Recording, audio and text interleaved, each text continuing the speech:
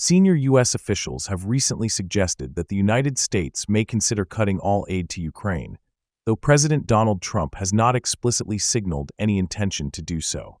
Such a move, if undertaken, would directly contradict President Trump's own stated objective of fostering a sustainable peace in Ukraine. According to reports from the New York Times and the Washington Post on February 28, unnamed senior officials within the Trump administration have indicated that discussions are underway regarding the potential cancellation of all military assistance to Ukraine, including any final shipments approved under former President Joe Biden. The importance of U.S. aid to Ukraine cannot be overstated. With the support of crucial American military assistance, Ukrainian forces have managed to inflict significant losses on Russian troops, while holding them to only marginal territorial gains. This strategic situation has put the United States in a strong position to leverage negotiations for peace, particularly given the increasing challenges Russia is expected to face in 2025. However, if the U.S. were to suspend military aid, Russian President Vladimir Putin would likely interpret it as an opportunity to escalate his demands and pursue total victory through continued military aggression. Historically, there has been a clear correlation between delays or halts in Western military support and Russia's battlefield successes. The Institute for the Study of War, ISW, has consistently emphasized the critical role of sustained and timely Western military assistance in Ukraine's defense efforts. Ukrainian forces have effectively utilized U.S.-supplied military systems, including Patriot air defense systems, HIMARS, and ATACMS long-range strike systems, to counter relentless Russian drone and missile attacks. These systems have not only bolstered Ukraine's strike capabilities, but have also disrupted Russian logistics, command structures, and defense industrial base. The steady stream of Western aid has significantly slowed Russian advances, inflicted severe personnel and equipment losses on Russian forces, and undermined Russia's ability to project domestic and economic stability amid the ongoing war. Given Russia's economic constraints and difficulties in force generation, the United States and its Western allies have a unique opportunity to pressure Putin into making concessions during peace negotiations. The potential cessation of U.S. military and financial aid designed to bolster Ukraine's defense industry could drastically shift the balance of power in the conflict, providing Russia with a strategic advantage on the battlefield. If the United States withdraws its support, Russia would likely intensify its territorial seizures in Ukraine, aiming to exhaust European backing for Kyiv in line with Putin's long-term strategy for victory. A scenario in which U.S. aid is cut would also embolden Putin by reinforcing his belief that he can not only seize and control Ukraine, but also exert influence over other former Soviet states, including NATO member nations. The Kremlin has already demonstrated its capacity to exploit pauses in Western military assistance, as seen during the spring of 2024. Beyond Ukraine, the geopolitical ramifications of curtailing U.S. aid would be profound. Such a decision would likely diminish U.S. influence globally and embolden adversarial states such as Russia, Iran, North Korea, and the People's Republic of China, PRC. These nations have increasingly aligned themselves in opposition to the United States and its allies, testing the limits of American commitments in Europe, the Middle East, and the Asia-Pacific region. A recent phone conversation between PRC President Xi Jinping and Russian President Vladimir Putin underscored this growing alliance, with Xi emphasizing that China and Russia are true friends, whose partnership will not be swayed by external influences.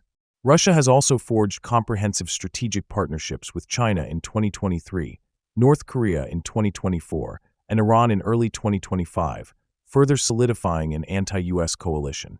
Putin continues to rely on Iranian drones, North Korean ballistic missiles, and even foreign troops in his war against Ukraine. U.S. support for Ukraine serves as a testament to America's broader commitment to defending democratic nations against acts of aggression, reinforcing alliances with Israel, South Korea, and Taiwan, among others.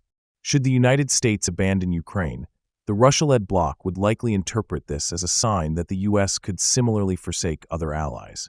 This perception could lead to further challenges to U.S. commitments worldwide, as adversaries seek to exploit divisions between the United States and its allies, thereby weakening American global influence. Cutting aid to Ukraine would directly align with the objectives of these adversarial states, paving the way for a decline in U.S. geopolitical standing. A major obstacle to achieving peace in Ukraine is not Ukrainian President Volodymyr Zelensky, but rather Vladimir Putin.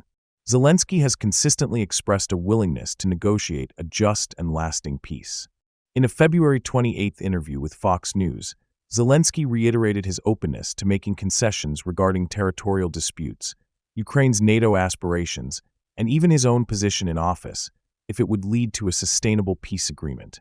These concessions align with statements from U.S. Secretary of State Marco Rubio, who on February 26 emphasized the importance of deterrence in Ukraine, stating that the goal should be to make aggression costly for Russia and to ensure that both the U.S. and Europe remain involved in maintaining Ukraine's security.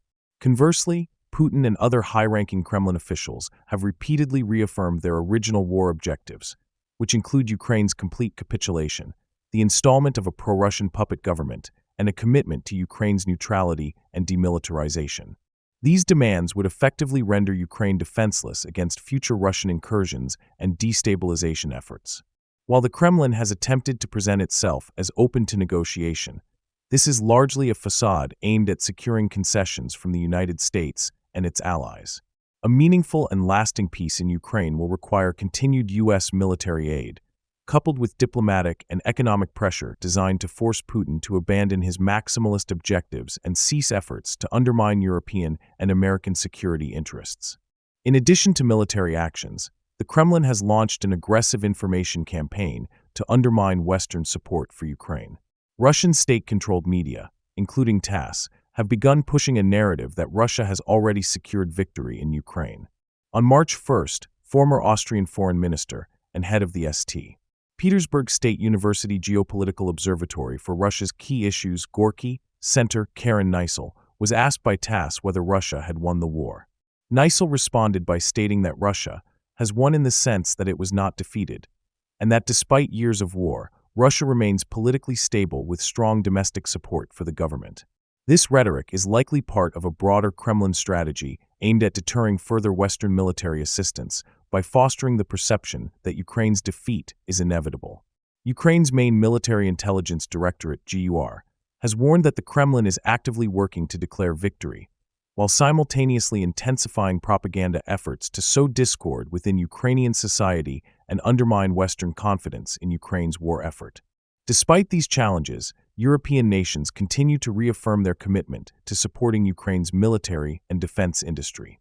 On February 28, Norwegian defense company Kongsberg Defence and Aerospace announced plans to establish a joint venture in Ukraine to mass-produce NASAMS air defense missiles using Ukrainian technology. Furthermore, European leaders demonstrated strong support for Ukraine following Zelensky's recent visit to the White House.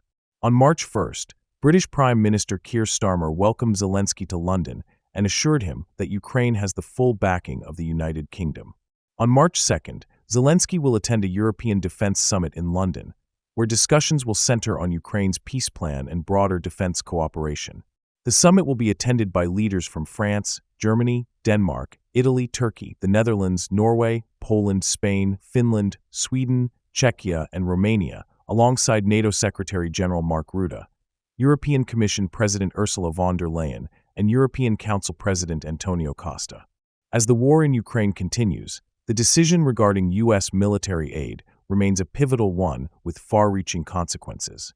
The potential cessation of aid would not only jeopardize Ukraine's ability to defend itself, but also risk emboldening adversaries and undermining global stability.